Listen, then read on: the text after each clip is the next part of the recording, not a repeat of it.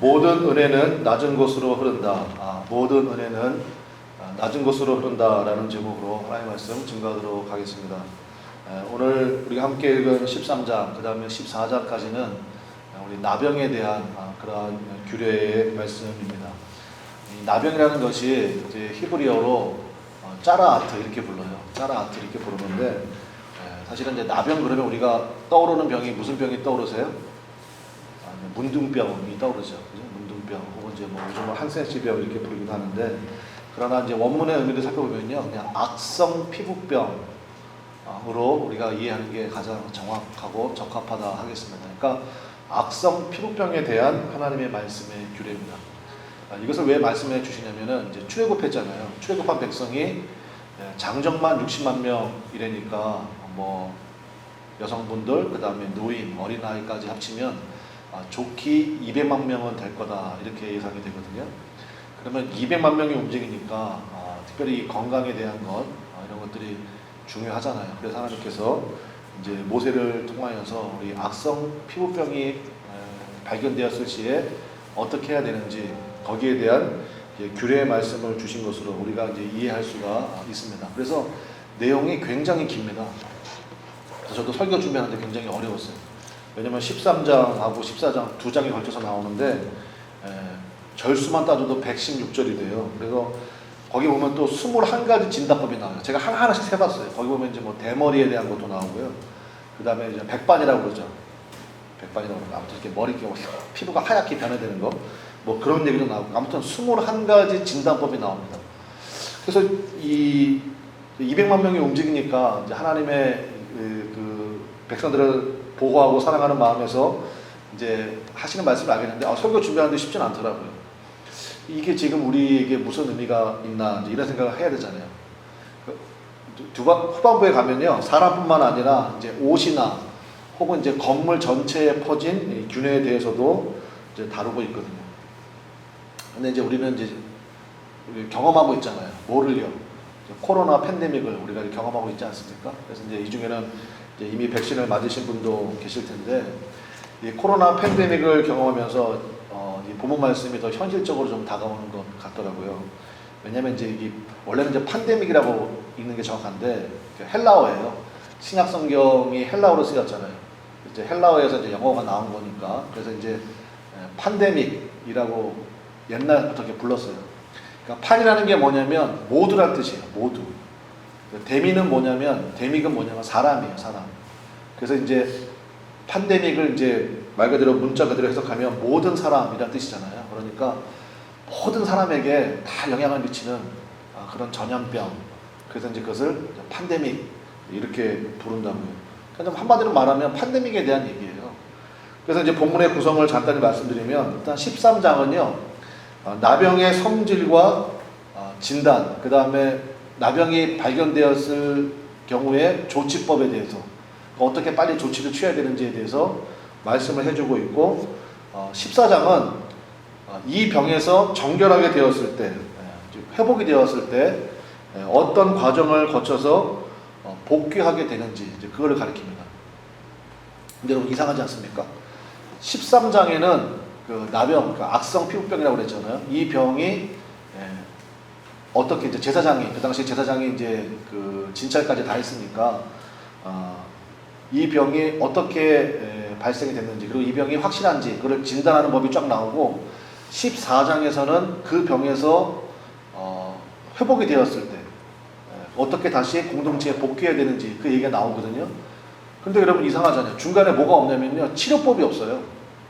그러니까 치료법에 대한 얘기는 전혀 나와 있지 않습니다. 근데 그럴 수밖에 없는 것이, 지금도 참 의료 기술이 아무리 발전했다고 하더라도 고치지 못하는 병이 있는 것처럼 뭐 예전에는 더 했겠죠. 그래서 앞서 조금 이제 미리 말씀을 좀 드리면, 나병이 확진이 되잖아요. 저 사람 이제 나병이 확실하다 그러면 제일 먼저 취하는 조치가 뭐겠습니까? 격리시키는 거예요. 그리고 성 밖으로 내보낸다고요. 성 밖으로. 근데 한번 생각해 보세요. 성 밖에 있는 사람들은 다 그런 환자들이 모여 있는 거거든요. 그러면 그런 사람들만 모여 있으니까 병이 고침받을 확률이 더 많겠어요? 더 확장되겠어요? 더 심해질 확률이 굉장히 많다고요. 왜냐면 돌보는 사람이 이렇게 많지 않기 때문에, 그러니까 성 밖에 두고 공동체 안으로 못 들어오게 하나님이 딱 막으셨거든요. 그러니까 그 사람들이 고침 받는다는 것은 정말 하나님의 특별한 은혜가 아니고서는 고침 받기가 굉장히 어렵고, 혹시라도 자기 몸에 회복의 증세가 나타나면 이제 제사장이 정기적으로 성 밖으로 나갑니다. 나갈 때 제사장님 저 병이 좀 호전이 되는 것 같습니다. 그럼 제사장이 또 격리시켜서 따로 또 검사를 해요. 그런 과정을 거쳐서 이제 병에서 완전히 낫게 되면 이제 십사장의 회복의 과정, 공동체 안으로 다시 들어오는 그런 과정이 나오거든요. 근데 중간에 아무튼 치료법에 대해서는 전혀 얘기가 나와요. 얘가 나오지 않아요. 그러니까 오직 하나님의 능력에 의한, 하나님께서 정말 불쌍히 여겨주셔서 그 사람을 치료하지 않는 다음에야 그 병에서 고침받는다는 것을 기대하기가 어렵다. 뭐 그런 내용입니다.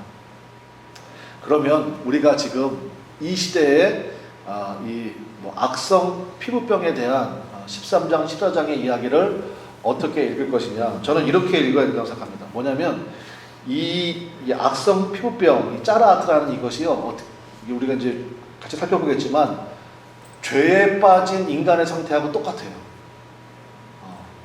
죄에 빠진 인간의 상태를 그대로 보여줍니다. 그래서 이 악성 피부병에 걸리면 제사장이 즉각적으로 4가지 조치를 하게 되어 있습니다. 그 4가지 조치가 죄의 속성, 죄의 성질과 똑같고요.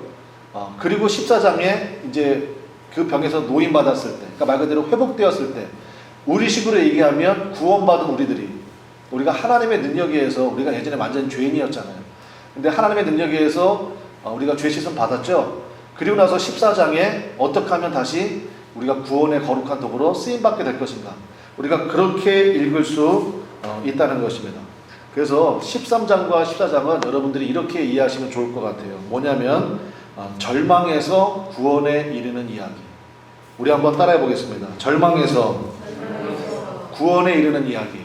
그래서 악성 피부병 얘기가 아니라 우리가 13장에 있는 것처럼 죄로 인해서 완벽한 절망의 상태였는데 하나님의 능력으로 말미암아 우리 주 예수 그리스도의 십자가의 보혈의 능력으로 말미암아 우리가 구원받았죠. 그리고 나서 14장에 그 구원받은 백성이 어떻게 살아야 되는지, 그러니까 절망에서 구원에 이르는 이야기, 이렇게 우리가 살펴보면 틀림이 없다, 이런 생각이 좀 듭니다. 그래서 오늘은 일단 13장의 내용을 좀 살펴볼 거고요. 다음 주에는 14장의 내용을 살펴보도록 하겠습니다.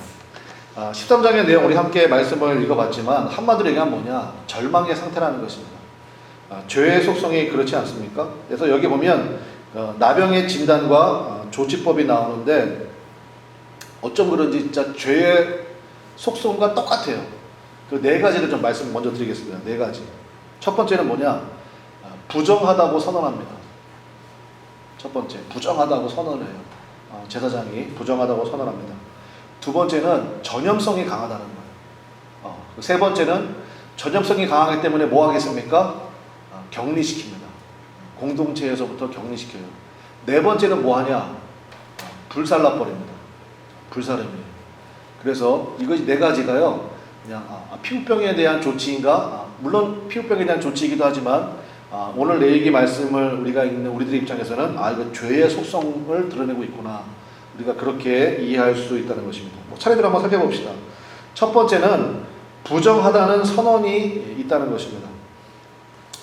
13장부터 14장, 15장까지도 뭐 유출병에 대한 또 이야기예요. 거기에 보면요, 제가 한번 세봤는데요, 쉬운 4번이나 부정하다는 얘기가 나와요. 부정하다 라는 그러한 선언이 계속 나오거든요. 그러니까 나병 자체를 뛰어넘어서 우리에게 가르치는 영적 교훈이 뭐겠습니까? 우리 한번 따라해 봅시다. 죄는 부정하다. 죄는 부정하다는 거예요. 제가 화면에 말씀 하나 준비해 놨거든요. 이사야서 64장 6절인데요. 우리 이 말씀 한번 봅시다. 여기 보면 우리 모든 인간에 대한 하나님의 선언이에요.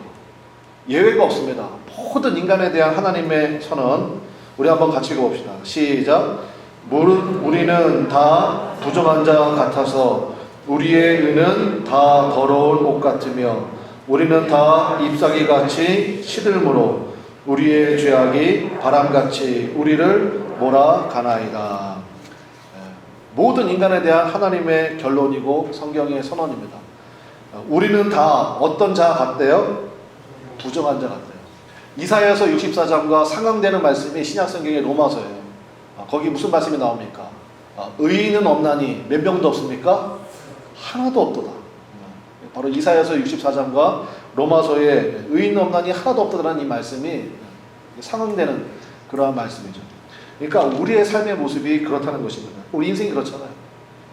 다 부정한 자 같아서, 그래서 어떠한 모습이 있대요. 잎사귀 같이 다 시들어간대요. 다 시들어가고, 그 다음에 죄의 영향 아래에 매여 있기 때문에, 여러분도 그런 경험 많이 하시죠. 저도 그런 경험 많이 하는데, 내가 다시는 그러지 말아야지. 결단하고 결심하지만 그게 잘 됩니까? 안 됩니까? 우리는 죄성이 있기 때문에 나도 모르는 사이에 그냥 튀어나와 버리는 거예요. 다시는 그러지 말아야지. 그러면서도, 그러니까 이 죄의 힘이 얼마나 강력한지요. 우리 힘으로는 극복이 됩니까? 안 됩니까? 절대 안 돼요. 우리 교회에서 이렇게 멀지 않은 교회, 수지 쪽에 있어요. 수 쪽에 있는 교회인데, 굉장히 훌륭하신 목사님 한 분이 계십니다. 저보다 이제 2년 선배예요, 학교. 감신대 2년 선배가 되시는 분인데, 그러니까 차세대 리더, 한국교회를 이끌어갈 차세대 리더로 각광받는 분이고, 저도 그 분을 이제 한두 번 뵙긴 했는데, 참 귀하다, 이런 생각을 좀 많이 했습니다. 그래서 어느 한 교회에서 부교육자로 제대로 훈련 잘 받으시고, 그리고 파송을 받으셔서 한 150명 되는 교회를 맡으셨는데, 지금은 거의 막 3,000명에 육박할 정도로, 요즘 같은 시대에 굉장히 어렵잖아요. 그래서 말씀의 메시지나 그런 게 정말 뜨겁고 주님의 말씀으로 무장한 그러한 차세대 리더로 각광받는 분이었는데, 최근에 이성 문제가 터졌습니다. 그리고 지금 저는 이제 교계 신문이나 이제 목사님들한테는 그런 게 오거든요. 그런 게 들리는 소식들을 보면 너무너무 가슴 아픕니다. 그래서 이 죄의 힘이 얼마나 무섭고, 이제 그런 문제가 터지니까 일단 목사님이 뭐 더 이상 목회할 수 없잖아요. 그 목사님이 인정하시고, 정말 교인들 앞에, 하나님 앞에 너무너무 부끄럽고, 죄송하다고. 그리고 이제 교회 사직서를 제출하셨는데, 또 교회에서는 또, 목사님 아니면 우리 교회 힘들다. 뭐 최근에도 교회도 건축해가지고 감당해야 될 일이 많기 때문에. 그래서 이제 교회가 지금 아마 오늘요 난리 날 거예요. 그 교회. 제가 이제 소식을 들어보니까 목사님 지지파, 목사님 반대파. 그래서 교회 마귀가 원하는 건 딱 한 가지예요.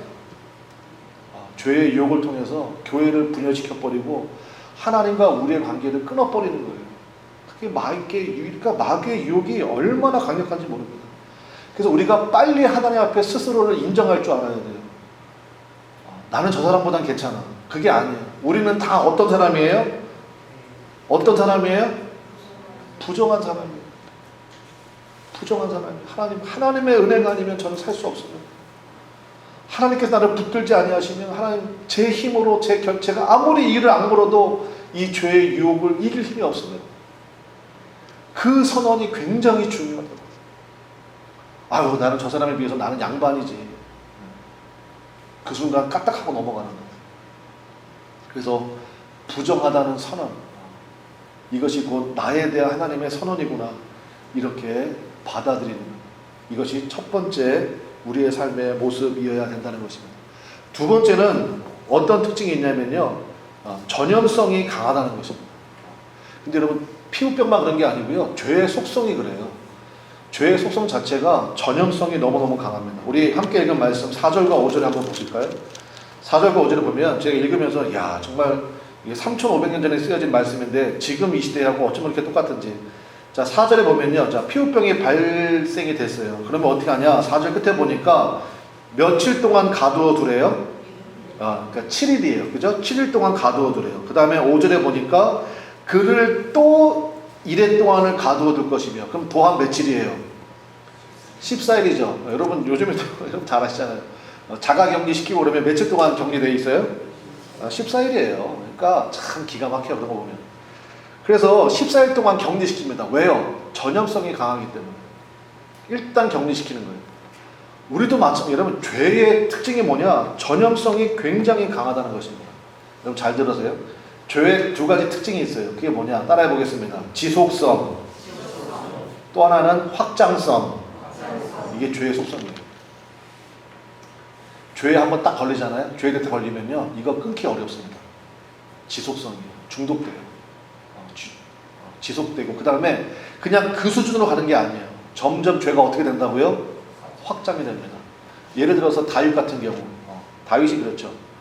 밧세바라는 여인하고 간음죄를 지었습니다. 근데 간음으로 끝나던가요? 아니에요. 그거 덮기 위해서 뭐 해요? 거짓말해요. 계속 거짓말해요. 그러다 그래도 해결이 안 되니까 결국 어떻게 합니까? 밧세바의 남편인 그 우리아를 죽이잖아요. 그러니까 간음이 거짓말로 나중에는 살인까지 확장이 되고요.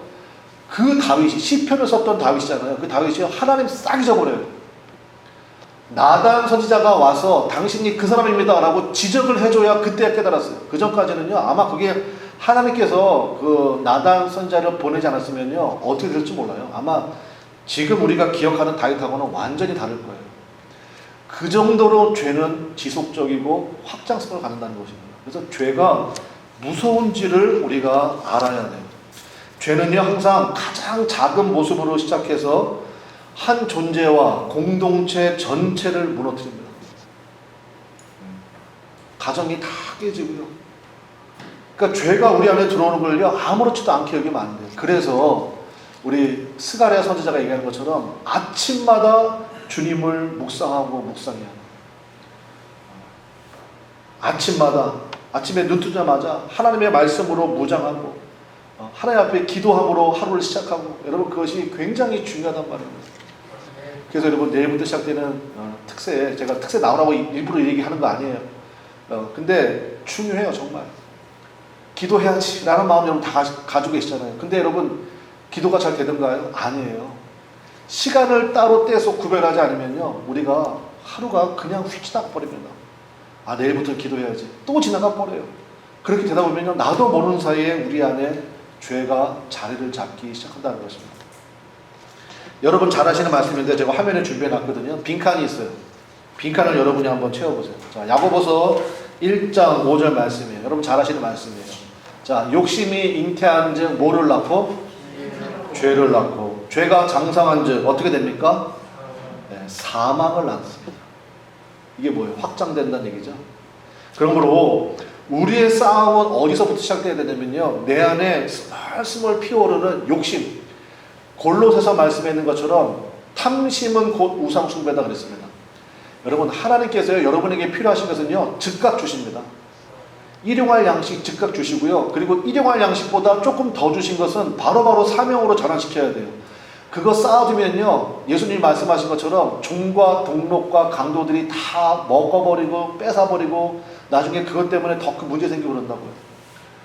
그러니까 여러분 일용할 양식을 구하면 하나님이 즉각 주십니다. 믿습니까? 즉각 주시고 더 주신 것은 바로 뭐로 전환시켜라? 사명으로 전환시키면 돼요. 넘치는 것은 바로바로 사명으로, 이거 어떻게 주의 일을 쓰지? 이거 가지고 어떻게 하면 주의 일을 쓸 수 있을까? 여러분 그렇게만 생각하시면 여러분의 삶에는 마르지 않습니다. 시냇가의 신기운 나무가 어떻게 메말라 가겠습니까? 절대로 메마르지 않아요. 통로가 메마를 수 있습니까? 하나님의 축복의 통로로 쓰임받는데 절대로 메마를 수 없다는 것입니다. 문제는 뭐냐? 우리 안에 있는 욕심이에요. 그러니까 여러분의 기도 제목도 한번 살펴보세요. 이거 내가 지금 욕심으로 구하는 건지, 정말 하나님이 기뻐하시는 건지, 이게 왜 나한테 왜 필요한지. 그래서 욕심이다 그러면요, 아예 그냥 싹을 잘라버려야 돼요. 그거 내비두면요, 욕심이 잉태한 즉 뭐를 낳아요? 죄를 낳고, 죄가 장성한 즉 뭐가 어떤 일이 벌어집니까? 사망, 영적으로 죽어버립니다. 영적으로 죽어버려요. 영적으로 죽어버리면요, 뭐 예배 한번 빠지는 게 아무것도 아닌 게 돼버려요. 예전에는 예배 빠지면 죽은 줄 알았거든. 근데 뭐 예배 한번 빠지는 거, 그 다음에 뭐 하나님 앞에 마땅히 드려야 될 예물 그냥 스킵하고 지나가는 거, 그게 나중에는요 아무렇지도 않아진다니까요. 왜 그렇습니까? 이미 죄가 뿌리 내리기 시작한 거예요. 그래서 우리의 싸움은 사도 베드로가 얘기하잖아요. 너희가 죄와 싸우되 아직 피 흘리기까지는 하지 아니하였다라는 그 선언이 무엇입니까? 여러분 죄는요 굉장히 무섭습니다. 그래서 정말 피 흘리기까지 싸워야 돼요. 그래서 사도 바울이 얘기하잖아요. 날마다 내 정과 욕심을 십자가에 못 박습니다. 우리 한번 따라합시다. 나는 날마다 죽노라. 죽으면 피 흘림이 있을 거 아니에요. 그죠? 나는 날마다 죽노라. 내 정과 욕심을, 정과 욕심 그러니까 되게 나쁜 것 같죠? 원문에 따지면요, 소원과 욕망이에요. 나의 소원과 나의 욕망을 십자가에 못 박습니다. 나는 주의 것입니다. 주의 뜻대로만 살기 원합니다.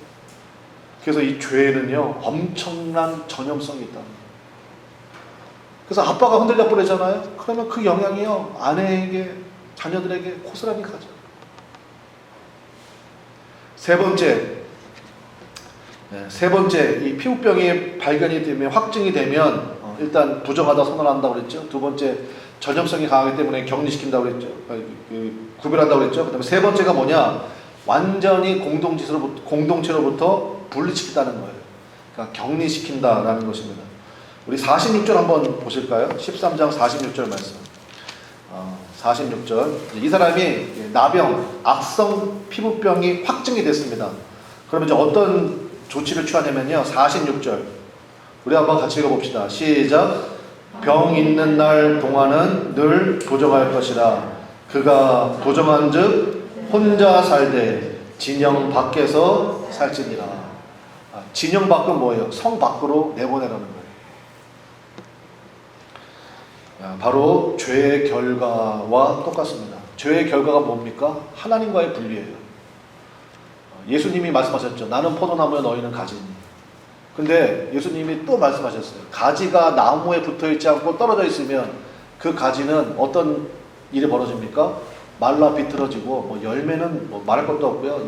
잎사귀도 열리지 않고 마지막에는 뭡니까? 장작 외에는 쓸 일이 없다는 거예요. 그러니까 마귀가 원하는 건 딱 한 가지예요. 하나님과 여러분을 분리시키는 거예요. 필요하다면 마귀가 여러분의 소원을 들어주면서까지 분리시킵니다. 마귀는 다 할 수 있어요. 욥기 보시면 아시잖아요.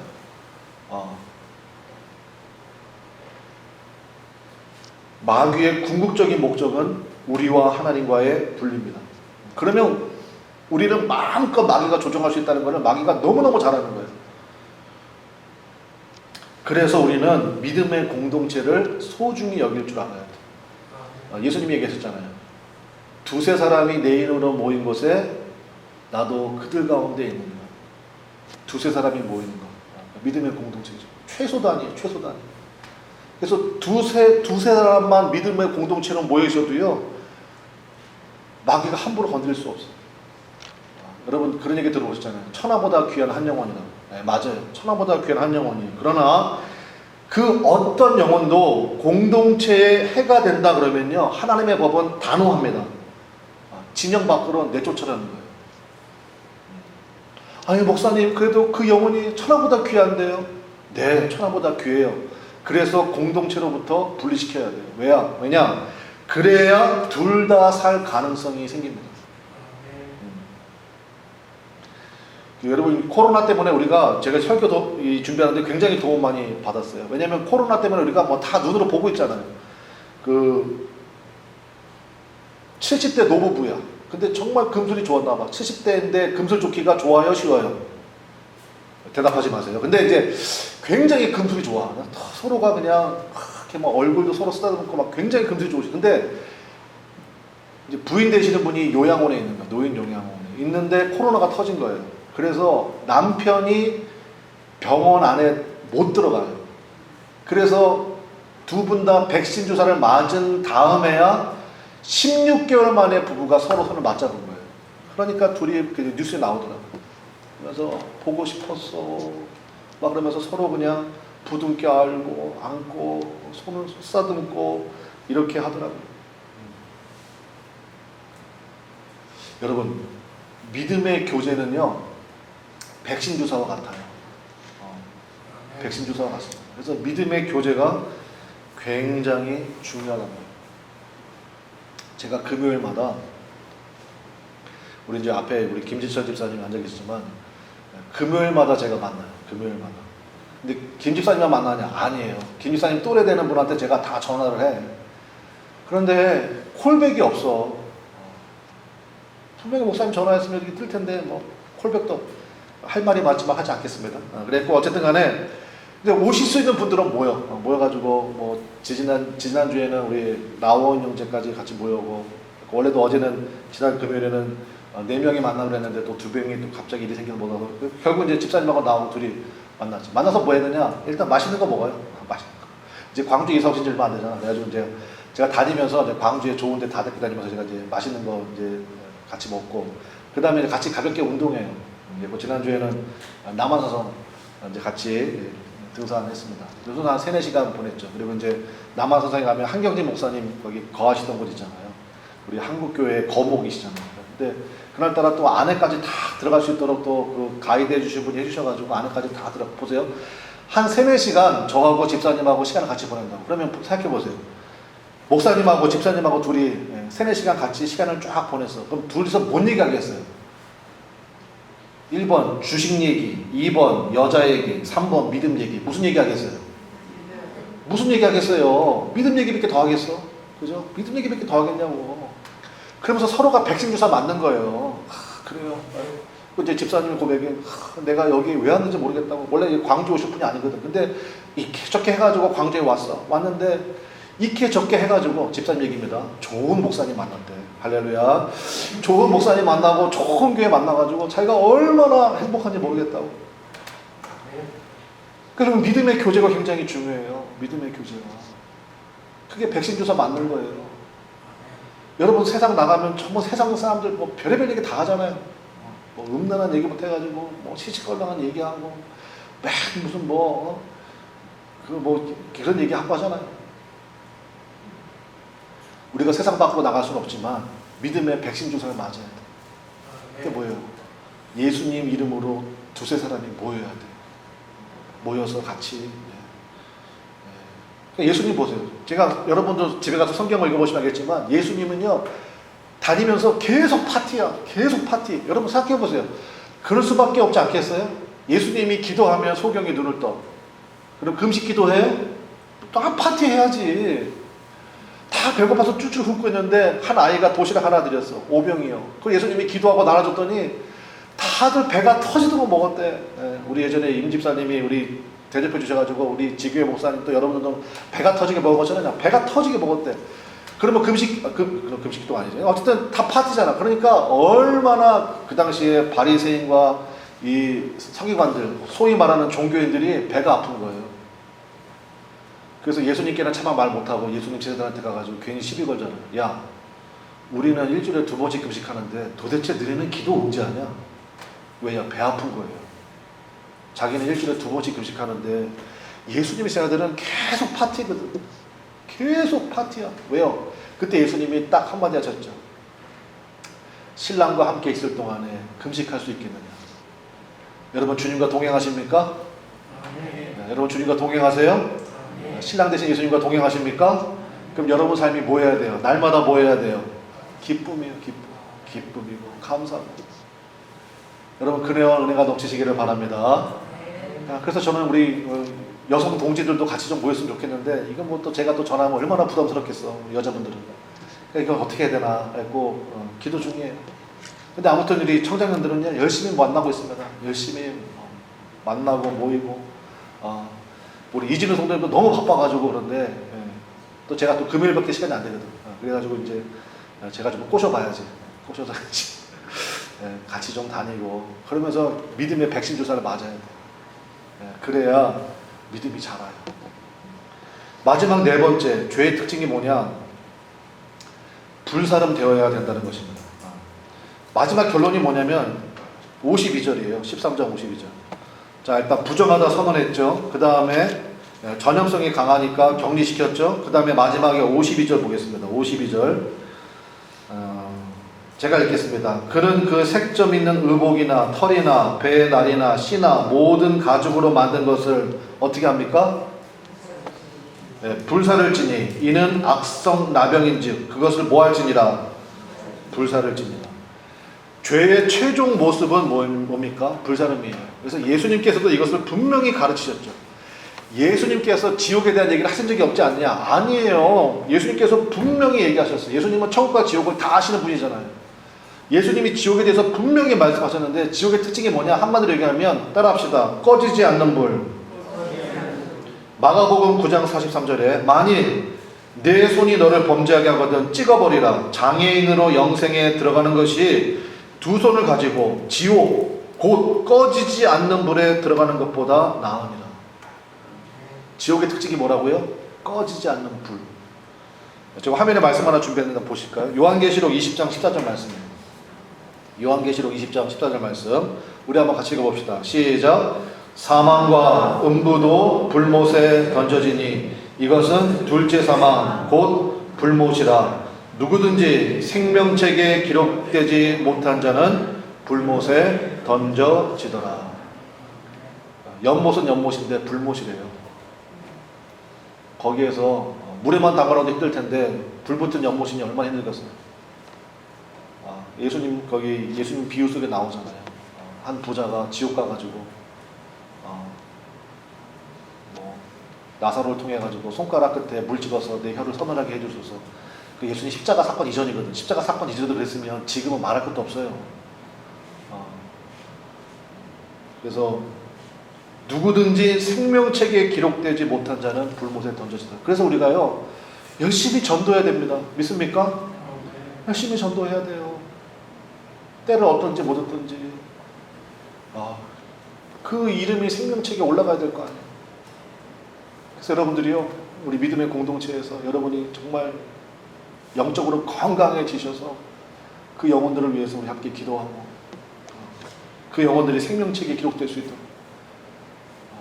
그러면 여러분 그 사람이 힘들고 어려울 때 우리가 돈 몇 푼 줘서 도와주는 것도 고마워하지만 나중에 천국 가보세요. 얼마나 고마워하겠어. 그건 다 그만두더라도 예수님이 엄청나게 기뻐하실 거 아니에요. 그 영혼을. 내가 하나님 그렇게 쓰임받기 원합니다.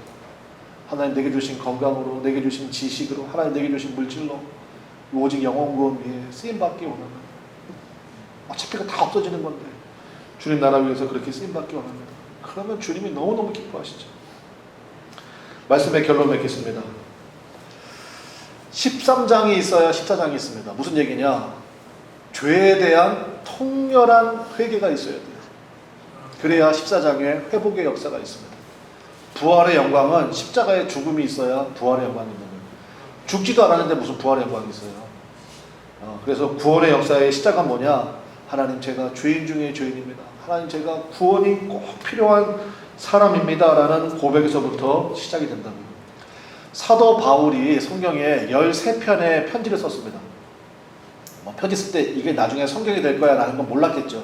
근데 성령의 인도하심 가운데 그게 이제 13편의 편지가 성경에 들어와 있는데 그 편지 속에요 희한한 변천사가 있어요. 그게 뭐냐면 사도 바울이 자아인식에 대한 변천이 있습니다. 초창기에 쓴 게 갈라디아서하고 고린도 전후서가 초창기거든요. 그때는 사도 바울이 자기를 뭐라고 표현하냐면 사도 중에 지극히 작은 자 이렇게 표현해요. 자기 자신을. 예수님의 12명의 제자를 사도라고 불러요. 그 사도들 중에서 내가 제일 꼬레비다.